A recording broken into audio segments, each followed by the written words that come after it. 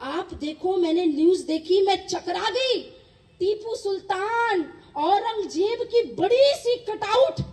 अरे शर्म करो, जिस धरती पे हमने जन्म लिया ये राम की धरती है, ये कृष्ण की धरती है, महाराणा प्रताप की धरती है, छत्रपति शिवाजी महाराज की धरती है। ये टीपू सुल्तान औरंगजेब की धरती नहीं है, ये हनुमान जी महाराज की धरती है। और हिंदुओं, ईंट का जवाब पत्थर से लेना होगा। अगर ये टीपू सुल्तान, औरंगजेब, अकबर, बाबर के फोटो, चित्र, कटआउट लगाए तो उनको कह देना कि साध्वी सरस्वती आई थी और कह के गई है कि जो छेड़ेगा हिंदू की हस्ती को मिटा देंगे हम उसकी हर एक बस्ती को। रहना है, जो छेड़ेगा हिंदू की हस्ती को मिटा देंगे हम उसकी हर एक बस्ती को।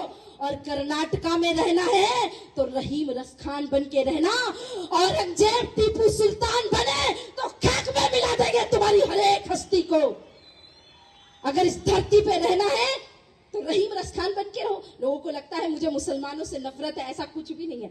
मैं तो रहीम रसखान को मानती हूँ, गुलाब सखी की भजन गाती हूँ, मैं एपीजे अब्दुल कलाम को प्रणाम करती हूँ। लेकिन कोई कहे कि टीपू सुल्तान, औरंगजेब, बाबर इनकी नहीं महाराज, ये तो लुटेरे थे, लुटेरे, ये पापी थे, ये विधर्मी थे, ये हमारे देश को लूटने आए थे।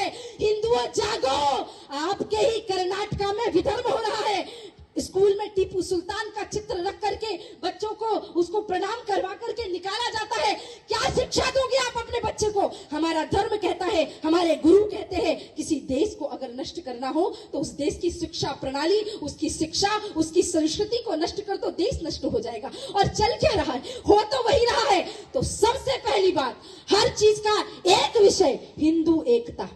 हिंदुओं में एकता होनी चाहिए। आप किसी भी जाति के हैं, आप किसी भी संप्रदाय के हैं, आप किसी भी स्थान के हैं, आप कहीं से भी आते हो, लेकिन आपका पहला कर्तव्य है, हम सनातनी हैं, हम हिंदू हैं, हमारा एक ही परिचय है। और देखो, ये 5 उंगलियां हैं और 5 उंगलियों से जब किसी को थप्पड़ मारो तो उतना नहीं लगता, लेकिन जब मुक्का बना के मारो ना, हनुमान जी महाराज की गदा।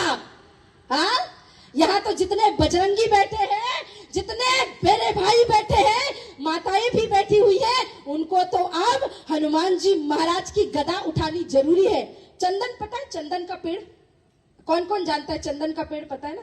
तो चंदन के पेड़ के पास ना सांप आते हैं, ये बात पता होगी आपको। जहां चंदन का पेड़ होता है वहां सांप आते हैं। मैं कर्नाटक वालों से अब कहना चाहती हूँ, चंदन का पेड़ मतलब हमारी मधुर वाणी है ना। चंदन का पेड़ हमारी मधुर वाणी है। और कर्नाटका के लोगों ने इतना मीठा मीठा बोला, इतना प्यार दिया कि हमारे कर्नाटका में सांप बहुत हो गए। अब कर्नाटका से सांप हटाने के लिए मेरे दादाजी कहते थे कि अगर घर में चंदन का पेड़ लगाना है तो ये सोच के लगाओ कि सांप ना आए, और अगर सांप ज्यादा हो जाए तो चंदन का पेड़ नहीं लगाते, बल्कि घर में डंडा रखा जाता है कि सांप आए और डंडा मार के भगाना है। तो कर्नाटक वालों, अब डंडा से काम तो नहीं चलेगा, अब तो हनुमान जी महाराज की गदा। और जो माताएं चाहती है कि आपकी धरती से लव जिहाद मिटे, आपकी धरती माता राज राजेश्वरी की धरती है। और राज राजेश्वरी ने अगर चंड मुंड को मारा था तो उस राज राजेश्वरी की तलवार तो मेरी माताओं को भी अपनी हाथ में उठाना पड़ेगा, माताओं को हाथ में शस्त्र धारण करना पड़ेगा, तभी इस कर्नाटक की धरती से लव जिहाद